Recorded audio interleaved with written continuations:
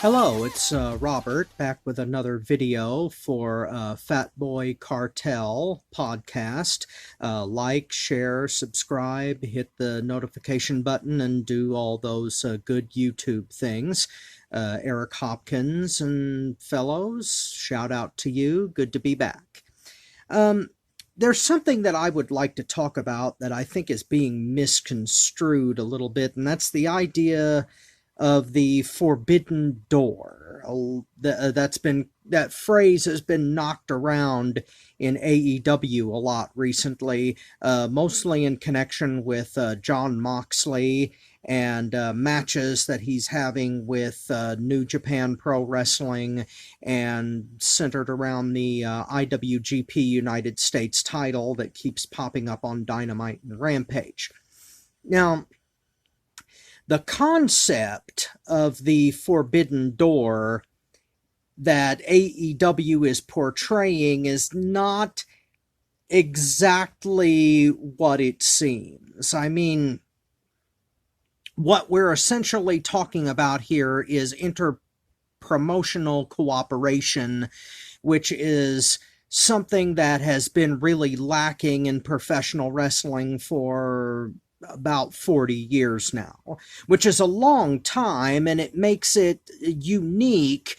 But what AEW is really doing is a marketing strategy, and it's a damn good one, because it has never been a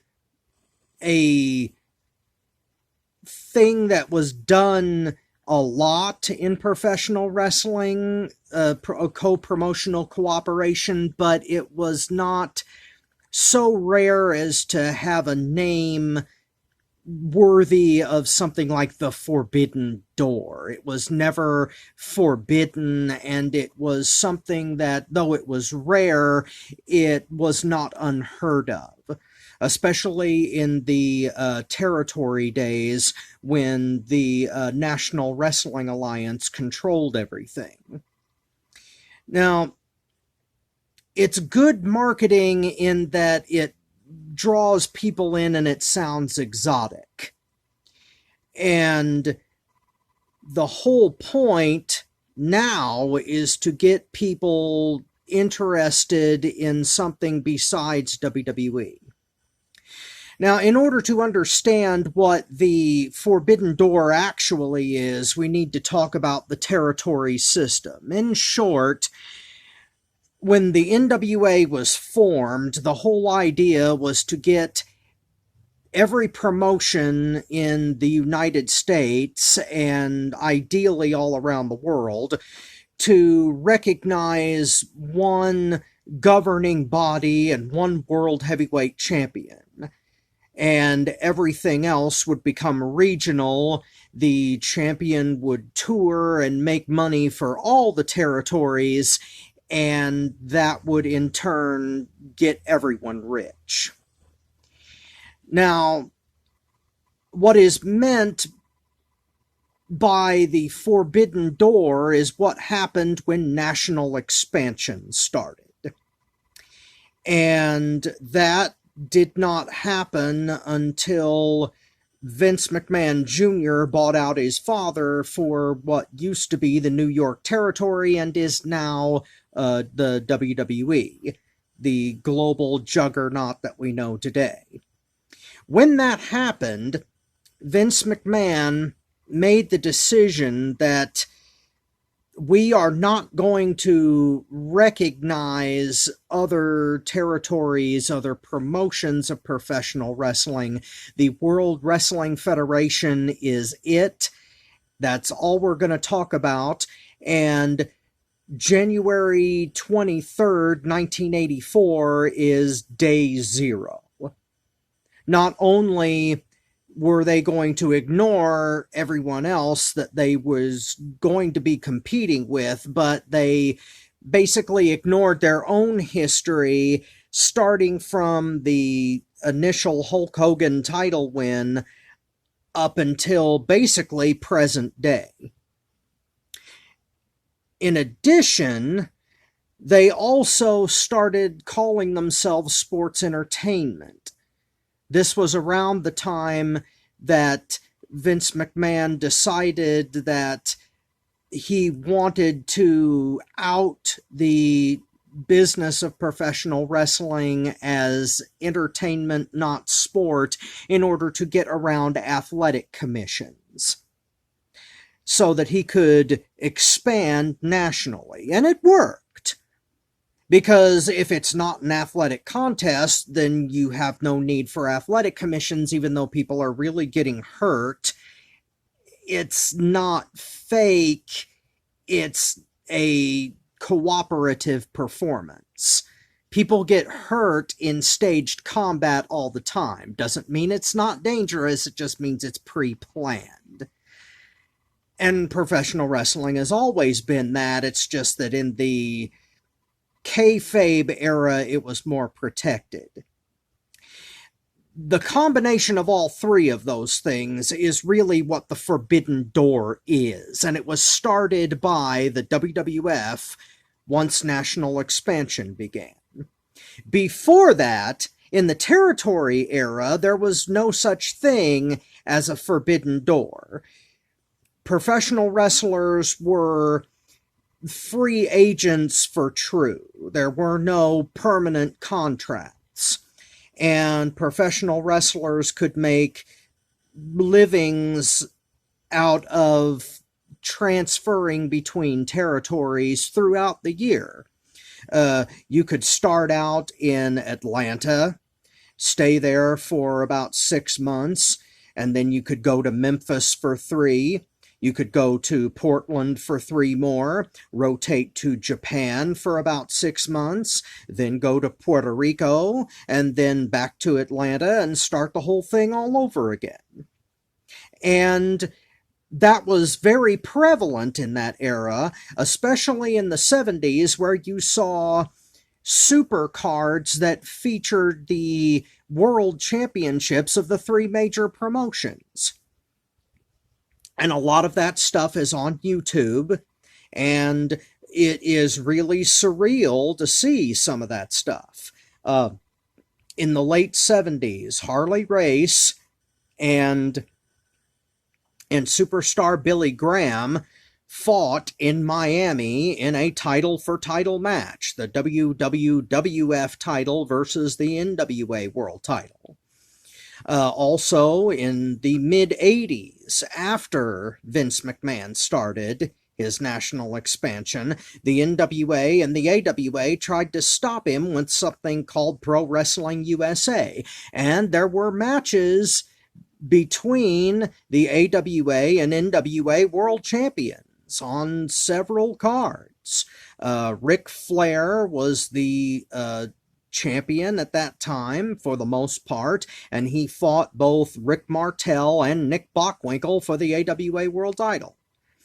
Also in the 70s, there were times when, while still owned by Vince McMahon Sr., the WWF fell in and out of favor with the NWA and actually rejoined at some points, which on YouTube and on the WWE Network, there is an NWA world title match between Harley Race and Dusty Rhodes in Madison Square Garden. And not only is the ring announcer Howard Finkel, like for any MSG house show you'd see in the 80s, but it was also the play-by-play by Vince McMahon himself. And that is really surreal. But the reason that happened is because Vince McMahon Jr. made the decision to stop cooperating with other promotions. The traditional cooperation and free agency of professional wrestlers ended in the 80s. And that's the real Forbidden Door. The cooperation between promotions never stopped on the independent circuit. Today, even, promotions will acknowledge each other on the independent circuit because they pretty much have to. They share talent on a regular basis. Professional wrestlers are still real free agents until they sign a contract with a major company. And titles are regularly defended in different promotions all around the world. The difference is that AEW is now exploiting that. And as I said, it's a very good marketing tool, and the Forbidden Door is just a fancy way of naming that phenomenon. And in a way, this is kind of a follow-up to my first video, because if what I think is going to happen happens, then the real Forbidden Door will finally slide open. And WWE will become part of this new cooperation between organizations. It's not like the territory era. All of these companies are still separate and run their own shows. But instead of uniting under one governing body, they're united with a single purpose, and that is to compete with and provide an alternative to World Wrestling Entertainment. That's the goal of companies like AEW and New Japan and Impact, and in smaller part ROH and New Japan, is not to necessarily cooperate with each other, but to compete with Vince McMahon, finally. They tried to do that in 1985, but because the major promoters still had that territory mentality, the old traditional don't cross the boundaries attitudes, they failed. But now, since it's been 20 years since the monopoly happened, and it's been 40 years since national expansion happened, the game that Vince McMahon began is now coming to a critical mass, and everyone that is not WWE wants to compete with WWE, and they are now finally cooperating with each other in a cohesive way. And like I said in the first video, I could be wrong, if WWE is being sold to General Electric within the next year and a half, then we could see some very real, surreal things happening with this Forbidden Door concept. And we'll see things that we'd never dreamed of seeing. For instance, imagine Bryan Danielson defending the AEW World Title against CM Punk at WrestleMania 40. Imagine Jay White and Jack Sabre Jr. competing for the IWGP title in Madison Square Garden. Imagine Roman Reigns versus Kenny Omega for the WWE title in the Tokyo Dome. Imagine the Royal Rumble, 50 men for a title shot in 4 companies. Now, for those of you who are not wrestling fans, you probably just yawned, but for those of you who are, you just had a conniption.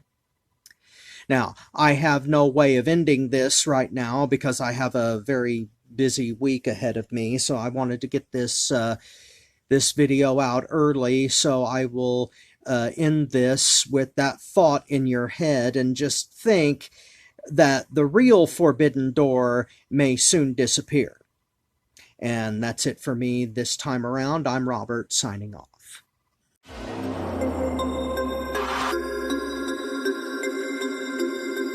Target.